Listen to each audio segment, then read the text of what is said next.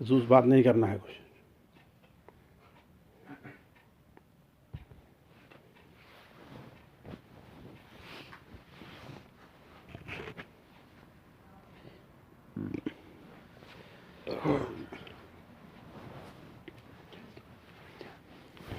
بسم اللہ الرحمن الرحیم. الحمد للہ رب العالمین وصلی اللہ علی نبینا محمد وعلی آلہ واصحابہ اجمعین. پیارے بھائیو، آج ان دنوں میں ہم اور آپ جن حالات سے گزر رہے ہیں وہ کسی سے پوشیدہ نہیں. عجیب انسانی فطرت ہے کہ جب ایسے حالات آتے ہیں تو ہر شخص، چھوٹا بڑا، علم رکھنے والا، علم نہ رکھنے والا، ہر شخص اس سلسلے میں اپنی رائے دینی شروع کر دیتا ہے، اور پھر اس میں بہت سے لوگ شرعی حدود کو پار کر جاتے ہیں. ایسے موقع پر ہر شخص کی خواہش ہوتی ہے کہ وہ کوئی ایسی بات پیش کرے جو ایک نرالی ہو. بسا اوقات پھر ایسے موقع پر ایسی چیزیں لوگ پیش بھی کر دیتے ہیں جو امت کے لیے ایک فتنے کا سبب بنتی ہے. انہی میں سے ایک چیز آج کل یہ جو بیماری ہے، اس کے علاج کے سلسلے میں متعدد دوائیں، متعدد اذکار، متعدد اسالیب، ان کا جو ہے وہ ظاہر ہونا ہے. حتیٰ کہ بعض ایسی چیزیں سامنے آئی ہیں کہ ہاں بھائی، کسی فلاں بزرگ نے اللہ کے رسول کو خواب میں دیکھا ہے اور آپ نے یہ وظیفہ بتایا. اس سلسلے میں ہمیں اور آپ کو اولاً تو ایسے موقع پر افواہ، یعنی ہر کہی بات، ہر اڑی ہوئی بات، اولاً نہ تو اسے پھیلانا چاہیے اور نہ اس کے پیچھے پڑنا چاہیے. جیسا کہ اللہ تعالیٰ نے سورہ نساء کے اندر ارشاد فرماتا ہے وَإِذَا جَاءَهُمْ أَمْرٌ مِّنَ الْخَوْفِ أَوِ الْأَمْنِ أَذَاعُوا بِهِ. جب ان کے پاس خوف کی یا امن کی کوئی بات آتی، اسے لے کر کے پھیلا دیتے ہیں، عام کر دیتے ہیں. یہ نہیں سمجھتے کہ اس کے پھیلانے میں فائدہ ہے کہ نقصان ہے.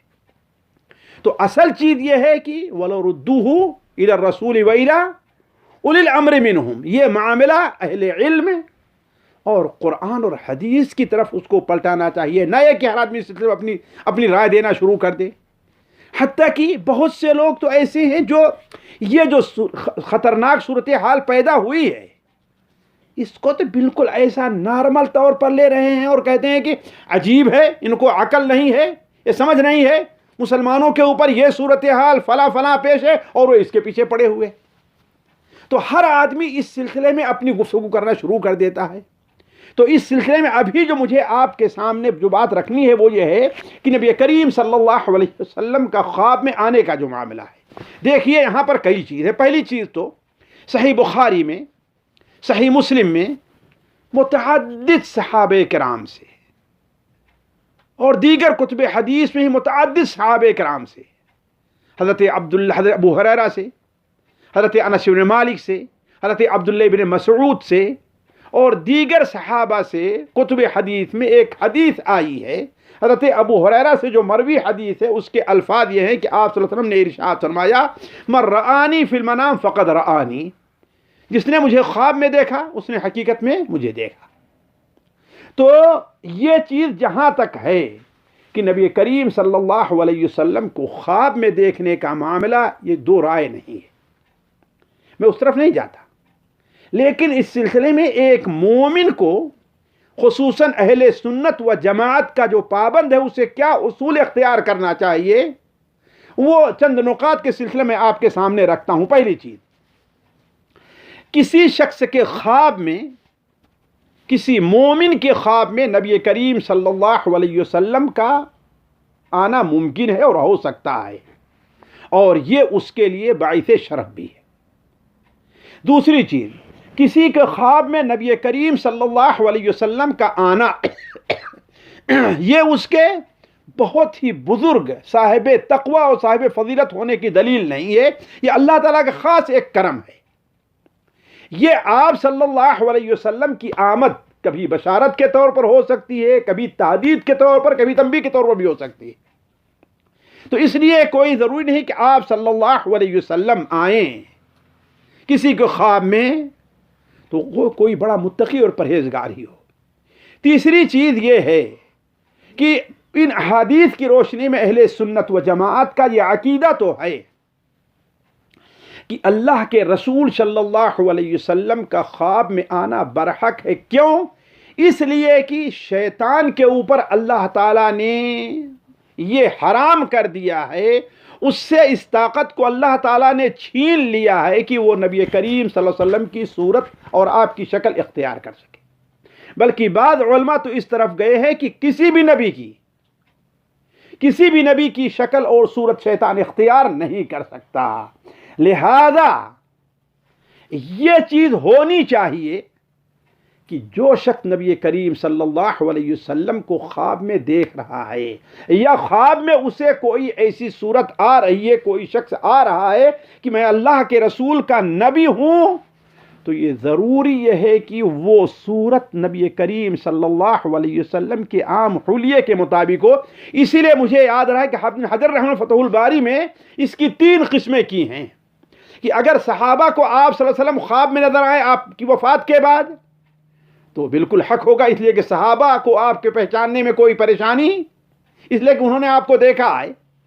یہ اور کبار علماء کے خواب میں آئیں تو اس میں بھی کوئی پریشانی نہیں۔ کیوں؟ اس لیے کہ کتابوں کے ذریعے سے، شمائل کی جو کتابیں ہیں اس کے ذریعے سے ان لوگوں نے نبی صلی اللہ علیہ وسلم کی سیرت کو پڑھا اور آپ کے حلیے کو دیکھا ہے۔ البتہ عام لوگوں کے اور عام لوگوں میں چاہے کتنا بڑا عابد اور زاہد ہو، اس سے مراد میری یہ ہے کہ وہ نبی کریم صلی اللہ علیہ وسلم کے حلیے کو اچھی طریقے سے کتاب میں اس نے شمائل کتابوں میں پڑھا نہیں ہے، نہ اس کے سامنے ہے۔ تو اگر اللہ کے رسول خواب میں آتے ہیں تو اس کے بارے میں سوچا جائے گا، وہ محل نظر ہے، وہ محل نظر ہے۔ تو اس سلسلے میں یہ صورت ہے کہ دیکھا جائے کہ اس نے جو آپ صلی اللہ علیہ وسلم خواب میں دیکھا ہے وہ آپ کے حلیے کے مطابق ہے یا نہیں ہے۔ اور یہ بات میں اپنی طرف نہیں کر رہا ہوں، صحیح بخاری ہی میں امام بخاری رحمہ اللہ اس حدیث کے نقل کرنے کے بعد کہتے ہیں قال ابو عبداللہ قال ابن سیرین، ابو عبداللہ کہتے ہیں کہ محمد ابن سیرین جو بڑے تابعی ہیں انہوں نے کیا کہا، یہ کب ہوگا، اذا رآہ فی صورتہ، جبکہ وہ کسی خواب میں اللہ کے رسول صلی اللہ علیہ وسلم کی صورت کو دیکھے، یعنی آپ کو آپ کی اصلی صورت میں دیکھے۔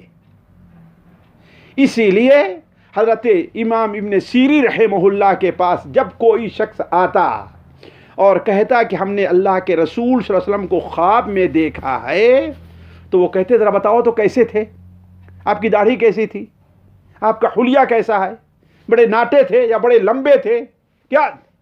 اگر وہ کوئی ایسی صورت بتاتا جو آپ صلی اللہ علیہ وسلم کی صورت نہیں ہے تو کہتے کہ تم نے غلط دیکھا ہے، شیطان آیا تھا وہ نہیں ہے۔ اس طریقے سے ہمارے ہندوستان کے ایک بزرگ کے پاس ایک شخص آتا ہے اور کہتا ہے کہ بہت خوش ہے کہ آج اللہ کے رسول صلی اللہ علیہ وسلم کو میری زیارت ہوئی ہے۔ بھائی وہ کیسے؟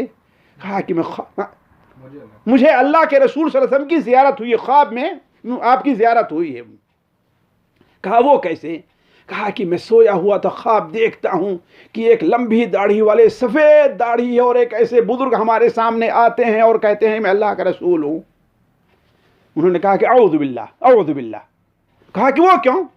کہا اس لیے کہ اللہ کے رسول صلی اللہ علیہ وسلم کے داڑھی کے بال سفید ہوئے ہی نہیں تھے، چند بال سفید ہر آدمی گن سکتا تھا۔ تو یہ ضروری ہے کہ آپ صلی اللہ علیہ وسلم کو اسی صورت میں دیکھا جائے۔ بلکہ حضرت عبداللہ ابن عباس رضی اللہ تعالی عنہ کے بارے میں ہے، حافظ ابن حجر فتح الباری ہی میں نقل کرتے ہیں بعض کتابوں کے حوالے سے کہ ایک شخص آتا ہے اور کہتا ہے کہ آج رات ہم نے نبی کریم صلی اللہ علیہ وسلم کو خواب میں دیکھا ہے۔ حضرت عبداللہ ابن عباس نے کہا کہ کیسے تھے، بتاؤ ان کا حلیہ بتاؤ۔ میں یہ باتیں اس لیے پیش کر رہا ہوں کوئی یہ نہ کہے کہ یہ وہابی لوگ اللہ کے رسول کے خواب میں دیدار کا انکار کرتے، نہیں، حاشا للہ، جو چیز حدیث میں ثابت ہے ثابت ہے، اس سے کوئی انکار نہیں کر سکتا۔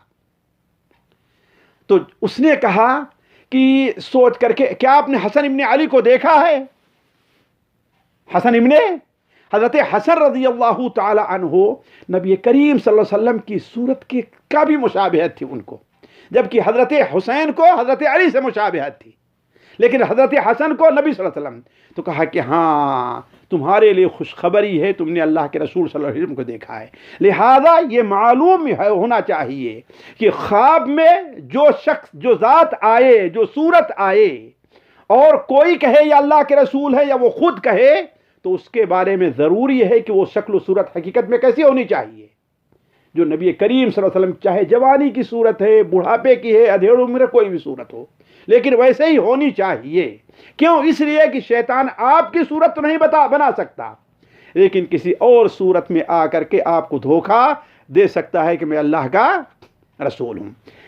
اسی طریقے سے پانچویں بات جو بہت اہم ہے وہ یہ ہے کہ علماء کا اس پر اتفاق ہے، اجماع ہے، یہ میری بات نہیں ہے۔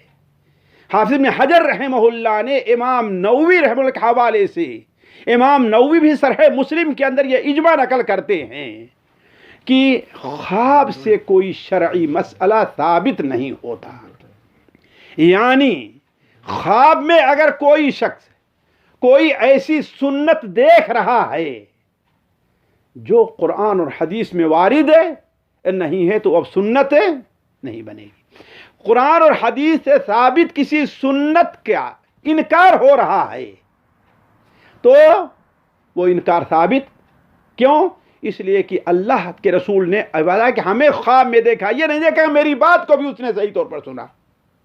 تو اس کو ضروری ہے کہ جو چیز دیکھی جا رہی ہے وہ ضروری یہ ہے کہ وہ شریعت کے مطابق بھی ہونی چاہیے، وہ بات شریعت کے خلاف نہیں۔ لہذا اگر کوئی ایسا وظیفہ اس قسم کی چیزیں آتی ہیں تو سب سے پہلے اسے شریعت میں پیش کیا جائے گا کہ ذکر کو آیا اس طریقے سے پڑھنے، اس کی اہمیت شریعت میں ایسے وارد ہے یا نہیں وارد ہے۔ اس سلسلے میں ایک دلچسپ بیان کر کے میں اپنی بات کو ختم کرتا ہوں کہ علماء کس طریقے سے صحابہ کرام کے بعد آخر تک علماء آج تک اللہ کے رسول صلی اللہ علیہ وسلم کو خواب میں دیکھنے کو کیسے پرکھا کرتے تھے۔